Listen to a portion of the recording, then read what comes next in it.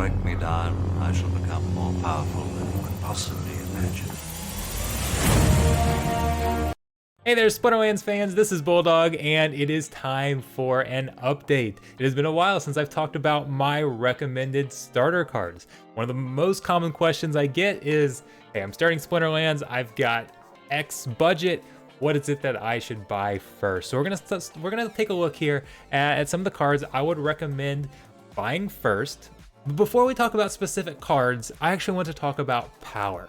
Because the first thing you want to do, if you're going to play Splinterlands even somewhat seriously, you want to get into Silver League. Bronze is a great place to learn the game, start playing, learn some mechanics, but the rewards are not very good in Bronze. You're not really going to earn very much, so I highly recommend getting up to Silver.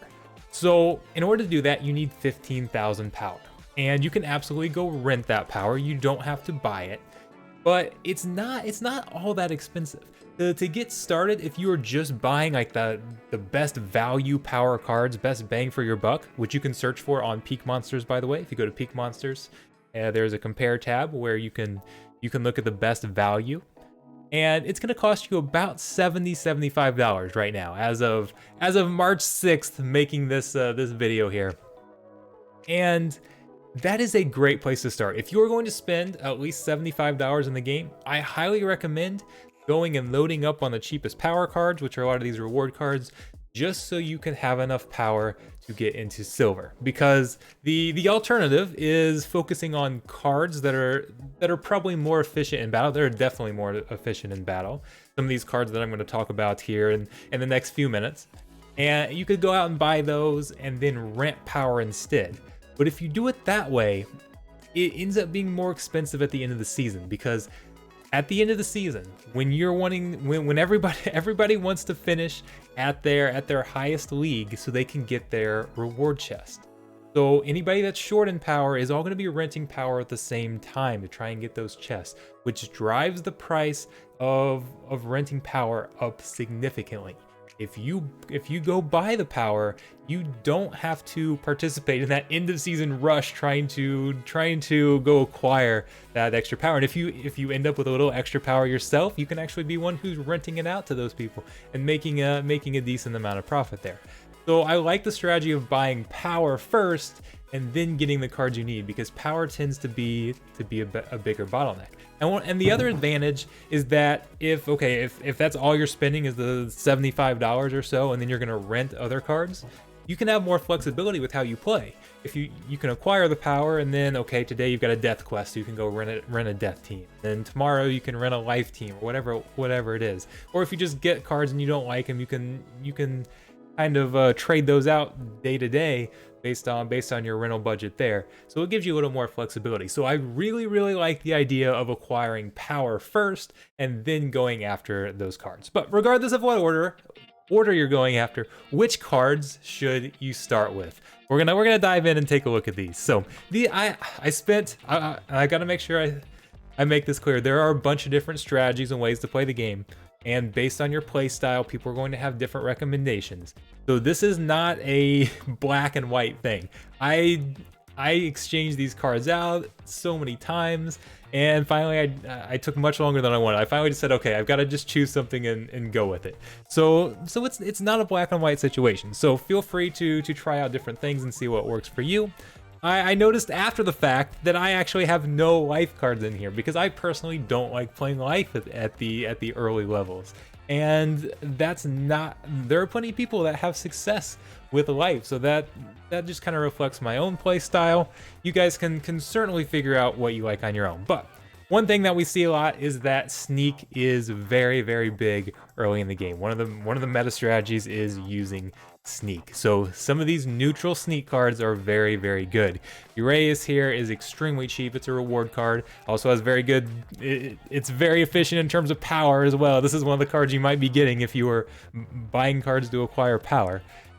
3 mana, has sneak. That extra armor on it can be very big when you're defending against other sneak cards, because if you put Uraeus and the other side has a different sneak monster, having that extra armor that can give it a little bit of a cushion can be very, very big. I like that, put that card towards the back a lot of times. I've got some videos out there using that, especially in like my fire guide that I set up. And then Sandworm, 9 mana, so you don't always have the opportunity to use them. I don't use them as much as Uraeus, but 5 sneak attack is very, very good down in bronze. And both of these cards are cards I use up in champion too, so they carry value all the way through the game. I like the neutral sneak cards. Then we've got Fiends. Now I put the 3 Fiends here that I happen to like the best. They're all around the same price. If you are going to be playing a Splinter a lot, I highly, highly recommend you grab a Fiend. It's a 0 mana card, so it's just a card that you throw in whenever you don't have any, you've got a slot left, but you don't have any mana left. So if you only use 5 cards in your lineup, your mana's up, throwing in a 0 mana Fiend can make a big difference. It is a massive difference being able to have that. So you can go get all 5 of them if you want. There's 1 for each Splinter. Early on, I recommend choosing maybe 2 Splinters to focus on, maybe 3, but focusing on a smaller number of Splinters is good. These are the 3 Splinters that I happen to play the most down at bronze, down at silver, so that's why I chose them. But whichever ones you feel like you'll be playing with the most, go out and get some of those Fiends because they can make a big difference. Legendary reward cards. These are some of the reward cards out there that are very, very good value because they have an extremely high print rate, some of the highest print rates in the game. So that has actually kept their value fairly low just because there's a ton of them out there. Their monetary value. Their value in the game though is very good. Oceanus is the one I probably like the best. He's a tank with Void, which can be very, very helpful. Has some magic attack as well, so you can put him up front. You can put him wherever you want. Second spot, defending and sneak in the back doesn't necessarily matter. He can go almost anywhere. We've got Bilshka here, who fits very well under an Obsidian team. You've got Obsidian that gives +1 magic, so if you use this, you're gonna have 2 magic attack for only 2 magic attack for only 3 mana. And then he's got that camouflage as well. So we talked about how sneak is very common. You can't hit him with sneak, so it worked extremely well. And then Hardclaw is a very good tank and has that shield, which can work very well. So these cards are, in terms of efficiency and spending money, these are great deals for getting started in the game. So 2 cards that I've recommended in pretty much every one of these videos, every time I do it, is the low mana tanks. So Kelp Initiate's the one I use the most because I do like to run a water team quite a bit. But 2 mana, you get 5 health and 5 speed, so you can get some dodges as well. 5 speed, especially at Bronze League, is quite a bit. So you can put him up front, you can put him in the back to defend against sneak. That's it doesn't seem like much. I know a lot of people don't like the idea of having a card that can't attack, but he can provide a nice little cushion for a small amount of mana and can be a big game changer. Shadowy Presence is kind of the same way. He doesn't have as much speed, but he is 1 mana cheaper. For 1 mana, you get 4 health. You got 1 mana left. Stick him in. You can stick him up front if you want to protect your tank a little bit. You can stick him in the back to protect against sneak. I really, really like these cards, and they make a much bigger difference than a lot of people would think. So. Then we've got some more Untamed reward cards. We've seen a few Untamed rewards, but here are some that I really like to add on. So I did a water guide, a bronze water guide with Demented Shark. I like to run a water team that, again, uses sneak, or in water we've got a lot of opportunity. So having that Inspire is very, very nice. And then you get kind of cheap manas. He can be your primary tank. When we've got more mana, I like to use him as a secondary tank sometimes, but adding that Inspire in there is very, very helpful, and he's very cheap, so I really like that card. Axemaster is one of the last Untamed rewards that we had. I love Double Strike. You're going to see another card with Double Strike here coming up, but Double Strike allows you to attack twice. So attack once for 2 damage, and then attack again. So essentially he gets 4 damage for 7 mana, which at base level is very, very solid, and then has some decent speed and health to go along with it. So I really like the damage output there. Fineas Rage is a monster second tank next to Tarsa. So this was a card I recommended even before we had Tarsa. Now we've got a base summoner that gives +1 melee attack. So using that, you get 3 melee attack. Very good speed, has that reach, so you can put that tank in the second spot. And like a lot of times I'll go like Tusk the Wide or Living Lava up front. Fineas Rage is the second card. And in those matches where you've got a decent amount of mana to work with, he can be very, very effective. So I do really, really like him. Chaos Epics. There's several epic cards I like in Chaos. You'll get access to the level 1 commons and rares as starter cards. But as we move past that, we've got some epics here that I like to add on. Forgotten One. This is a card that at bronze and silver level, the main thing I use it for is those Noxious Fumes matches, but he is very, very good. He can almost single-handedly win those matches because he has immunity. Immunity means he cannot be inflicted with debuffs, so he does not get poisoned, and he's got a decent amount of attack, of health, armor there, so he can basically outlast a lot of the other cards. You don't have a lot of cleanses at your bronze level. You don't have a lot of immunity cards or that type of thing. A lot of cards don't have a ton of health, so those matches tend to end fairly quickly with a lot of those cards dying off. So Forgotten One can stick around, and then if you got another card on the other side that maybe got cleansed or something like that, or has a heal and a staying alive, he has the attack power to go out and take that card down as well. So a card I love for the Noxious Fume matches. Wave Brood is a tank that has a taunt. Taunt means that any card that is able to attack it will focus on Wave Brood, and it's got close range. You can put it up front or you can put it in the back. I really like to use it in the back line with Triage, and there's one Triage card in bronze in the modern format. That's going to be on, I think it's the next screen. It's coming up here soon though, so we'll talk about that combo here in just a minute. Tusk the Wide is a card that is a big part of my my starter fire team, because he's got that void.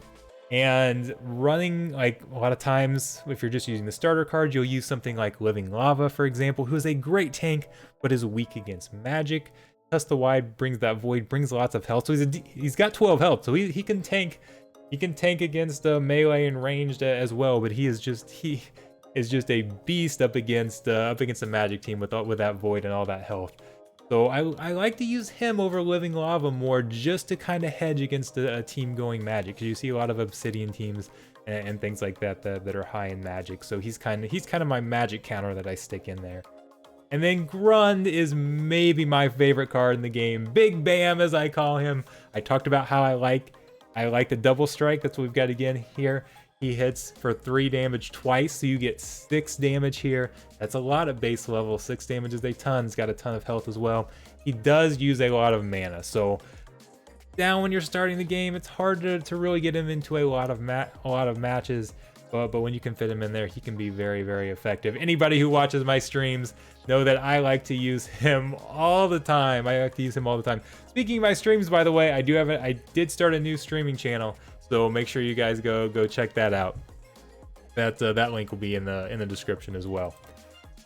Legendaries. So here we're starting to get into some more expensive cards, but for those of you who have a higher budget, these cards can be really good and can be fun to play with. Queen Mycelia is in the conversation for one of the best cards in the game.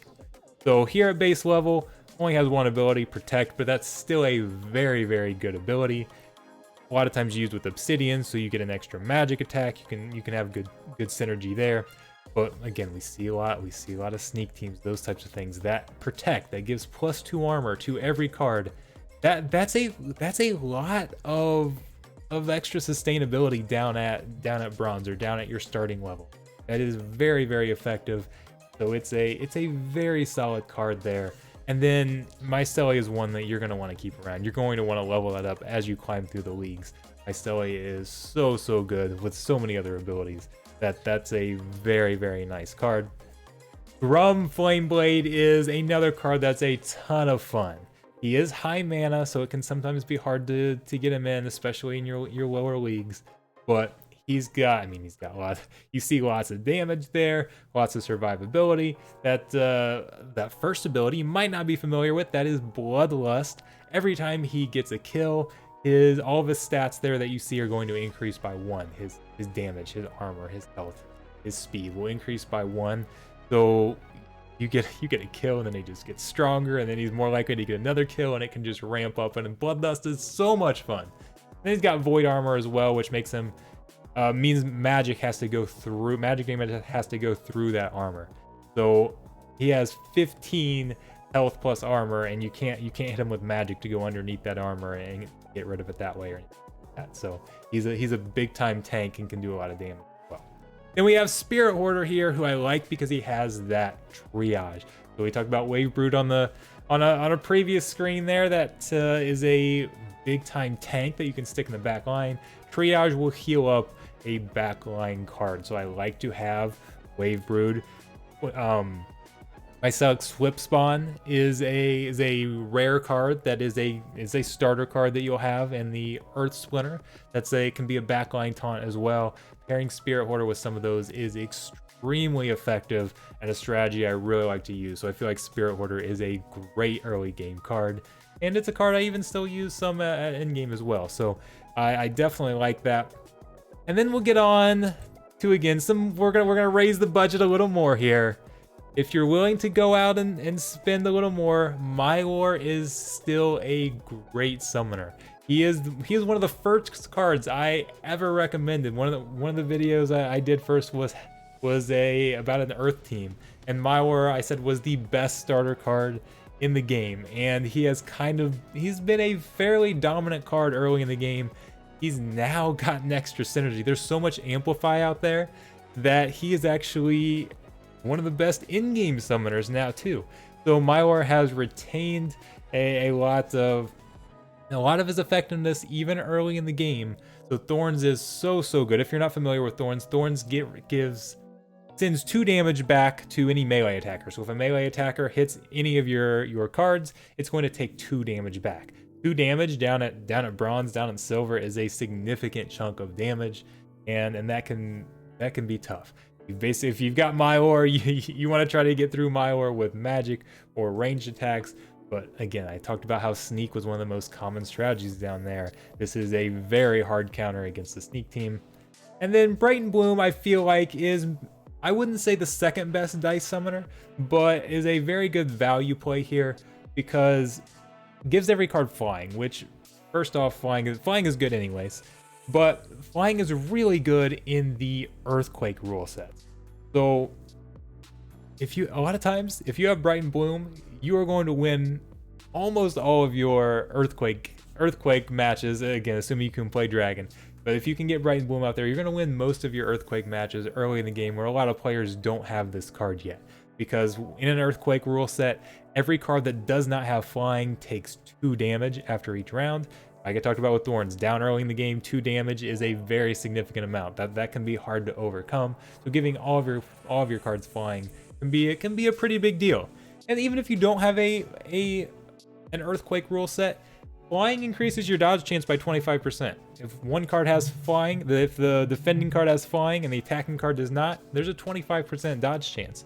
Adding an extra 25% dodge chance to a lot of the attacks can be a significant way to mitigate damage. Now it's very RNG based. It's kind of a roll of the dice, but it can certainly be helpful. So it's kind of an underrated card just in general. And then you get the ability to play dragons with it as well. So it's a dragon summoner there. So that's what I've got, guys. Those are the cards that I would, if I was starting over, starting a new count, these are the cards that I would look at acquiring. Some of what I feel like are the best starter cards in the game. Once again, it's based on my own personal play style, and everybody's going to play a little bit differently. I've been trying to start up some scholarships, and I'll build up some decks, and I've been including a lot of these cards, and I'll find that some of the other players don't like these cards as much as I. They have a different play style, and these cards aren't as helpful to them. So it's not a black and white situation. I would never just go out and say, okay, these are what Bulldog said to buy. Go buy these. I mean, it's better than just buying random things on your own. But if you're renting things and like, oh, I kind of like this card better, then go with that card. There are certainly different strategies. Everybody has different play styles. Like I mentioned earlier, I didn't use a single life card, which was not intentional, not by any means. It's just that I don't personally like to play life a lot. When I'm playing on the Dart Squirrel account and I get life, it's an instant skip. I skip that quest. That's just again, it's not a bad. There are plenty of people that can successfully play with life, some that even prefer life, just a different strategy. So that's just my way of saying, as always with anything in this, do your own research, go with your own style. But this is a good way to kind of get you guys started. And then let me know which cards that I've listed on here that you don't like, or cards on here that I left out that you're like, man, I couldn't imagine living without this card down starting the game. And be sure to check out the comments as well, and you guys can see some other opinions on what people like. But this is what I finally went with. It took way too much time to put this together, because like I said, I went back and forth with so many cards. But this ended up being my final list. So let me know what you think. I'll be seeing you guys around. Thanks a ton.